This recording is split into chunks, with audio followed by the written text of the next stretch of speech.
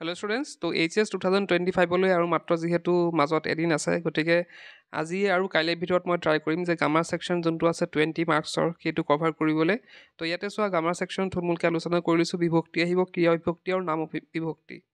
তাৰপিছত প্ৰত্যয় আহিব, প্ৰত্যয় কীট প্ৰত্যয়, তদ্ধিত প্ৰত্যয় আৰু জতুৱা ঠাঁচ আহিব। এতিয়া আমি আজিৰ ভিডিঅ'ত আমি ডিছকাছ কৰিম প্ৰত্যয়। তো প্ৰত্যয় ইয়াতে চোৱা কীট প্ৰত্যয় আৰু তদ্ধিত প্ৰত্যয় আহে, বেলেগ আৰু চাব নালাগে। স্ত্ৰী প্ৰত্যয় তো সেইবিলাক চাব নালাগে, জাষ্ট আমি কীট প্ৰত্যয় আৰু তদ্ধিত প্ৰত্যয়ৰ বিষয়ে আমি জানিম। তো ইয়াতে প্ৰত্যয় কাক বোলে এইটো প্ৰশ্ন বহুতবাৰ আহে। তো ইয়াতে চোৱা উত্তৰত কি হ'ব, প্ৰকৃত বা মূলৰ লগত যিবোৰ বৰ্ণ বা বৰ্ণ সমষ্টি যোগ হৈ নতুন নতুন অৰ্থযুক্ত শব্দৰ সৃষ্টি কৰে তাকে প্ৰত্যয় বোলে। তো ইয়াতে বস্তুটো চাবা, এক্সাম্পলত চোৱা ফুল যোগ অনি ফুলনি। ইয়াতে যে কৈছে প্ৰথম দুটা ৱৰ্ড কৈছে যে প্ৰকৃত বা মূল। প্ৰকৃত বা মূল মানে কি, যে ফুলটো আছে, ফুলটো যে আছে ৱৰ্ডটো, সেই ফুলটো হৈছে প্ৰকৃত বা মূল শব্দ। তাৰ লগত কি লাগিলে, এক্সট্ৰাকৈ কি লাগিলে, উনি লাগিলে।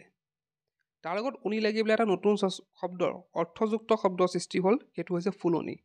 এতিয়া ফুলনি যদি অৰ্থ নাথাকিলে হয় সেইটো কেতিয়াও প্ৰত্যয়, উনিটো কেতিয়াও প্ৰত্যয় হ'ব নোৱাৰিলে হয়। আগতে কৈছোঁ যে ফুলটো হৈছে আমাৰ কি, এটা মূল বা প্ৰকৃত শব্দ আৰু উনিটো হৈছে এটা প্ৰত্যয়। আৰু দুটা মিক্স হৈ পেলাই এটা কি হ'ব লাগিব, অৰ্থযুক্ত কি হ'ব লাগিব, শব্দ প্ৰকাশ হ'ব লাগিব। যেনেকৈ মানে অৰ্থযুক্ত এটা ৱৰ্ড প্ৰকাশ হ'ব লাগিব, যোনটো হৈছে কি ফুলনি। কথাটো বুজি পাইছা? যদি ফুলনিটো অৰ্থযুক্ত নহ'লে হয় তেতিয়া সেইটো উনিটো প্ৰত্যয় হ'ব নোৱাৰিলে হয়। ঠিক তেনেকৈ চুৰটো হৈছে প্ৰকৃত বা মূল শব্দ। তাৰ লগত কি লাগিছে, বৰ্ণ কি লাগিছে, উনি লাগিছে। আৰু উনিটো কি হৈছে আমাৰ এটা প্ৰত্যয়। আৰু চুৰৰ লগত উনি যোগ হৈ পেলাই কি হৈছে চুৰণি। আৰু চুৰণিৰ এটা অৰ্থ আছে।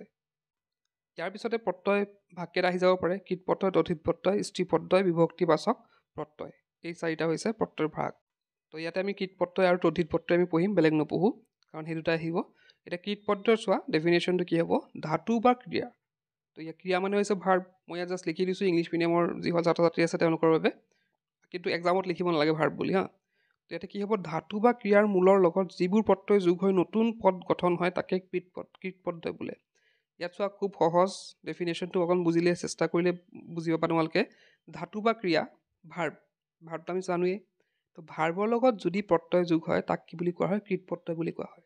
সেইটোৱে কথা, একেবাৰে চিম্পল। যেনেকৈ এক্সাম্পল চোৱা, লিখ যোগ অক। লিখটো কি হয়, লিখ মানে কি লিখা, লিখাটো কি হয় আমাৰ ভাৰ্ব হয়। তাৰ লগত কি লাগিছে, কীট প্ৰত্যয় লাগিছে, অক লাগিছে, লাগি পেলাই কি হৈছে লিখক। ঠিক তেনেকৈ কৰ মানে কৰা, ডু। তো এইটো কি হ'ব, কৰৰ লগত কি লাগিছে, ৱা লাগিছে, ৱাৰ প্ৰত্যয় লাগি পেলাই কি হৈছে কৰোৱা, হৈ গ'ল। এতিয়া বহু সময়ত কি হয় আমাৰ এনেকুৱা দিয়ে কুৱেশ্যন, তেনেকুৱা আহে যে এইটো কি প্ৰত্যয় বাছি ওলোৱা, বা এইটো কি প্ৰত্যয় হয় ভাঙি দেখুওৱা। তেতিয়া তেনে ক্ষেত্ৰত তোমালোকে যদিহে সেইটো ভাঙোতে এটা ভাৰ্ব পোৱা, মূল শব্দটো যদি তাত ভাৰ্ব পোৱা বা আমাৰ ক্ৰিয়া পোৱা, তেতিয়া এইটো কি হ'ব, কীট প্ৰত্যয় হ'ব। নেক্সট আছে তদ্ধিত প্ৰত্যয়। প্ৰতিপাদিক বা নাম শব্দৰ পিছত, নাম হৈছে নাউন, শব্দৰ পিছত যিবোৰ প্ৰত্যয় যোগ হৈ নতুন শব্দৰ সৃষ্টি হয় তাকে তদ্ধিত প্ৰত্যয় বোলে। আগতে কীট প্ৰত্যয়ত আমি কি পাইছিলোঁ, ভাৰ্বৰ লগত যদি প্ৰত্যয় যোগ হয় সেইটো কি হৈ যায়, কীট প্ৰত্যয়। এতিয়া কি কৈছে, নাউনৰ লগত যদি প্ৰত্যয় যোগ হয় তেতিয়া সেইটো কি হ'ব, তদ্ধিত প্ৰত্যয়। তো ইয়াতে যেনেকৈ এক্সাম্পল চোৱা, দয়া যোগ আলু। দয়াটো কি হয়, দয়াটো নাউন হয়, নাউনৰ লগত কি লাগিছে, আলু লাগিছে, দয়ালু।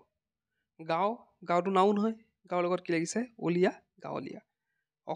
অসমটো এটা নাউন হয়, লগত কি লাগিছে, ইয়া লাগিছে, অসমীয়া।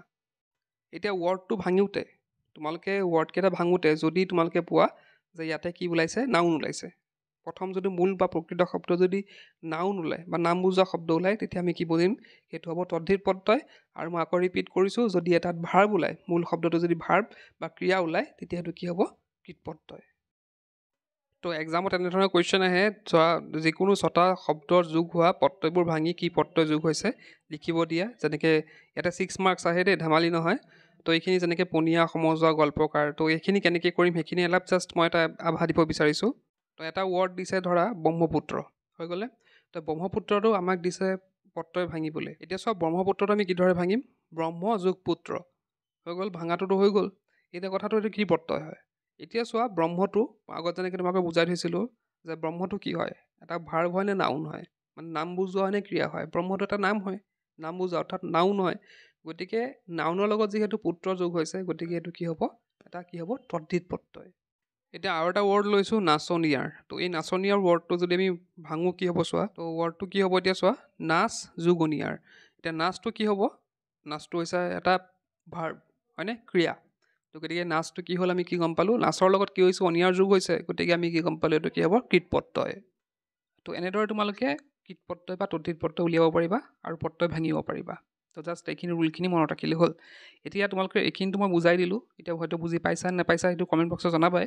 আৰু তোমালোকে যোৱা বছৰত কি আহিছে সেইখিনি গুগল চাৰ্চ কৰিলেও পাই যাবা। গুগলত চাৰ্চ কৰিলেও পাই যাবা যে যোৱা বছৰত কেনেকুৱা আহিছিলে, সেইখিনি অলপ প্ৰেক্টিচ কৰি যাবা। বা গ্ৰামাৰ কিতাপখনতো আছে, তো সেই গ্ৰামাৰ কিতাপখনো চালেও হৈ যাব। অকল খালি কৃতপ্ৰত্যয় আৰু তদ্ধিত প্ৰত্যয় চালেই হ'ল, কেনেকৈ যোগ কৰে সেইখিনি অলপ চাই গ'লে তোমালোকৰ এক্সামত কমন পৰিব। তো এইখিনি আছিলে আজিৰ ভিডিঅ'টোত। আজিৰ ভিডিঅ'টো শেষ কৰিলোঁ। কিপ ৱাচিং, কেন লাৰ্ণ।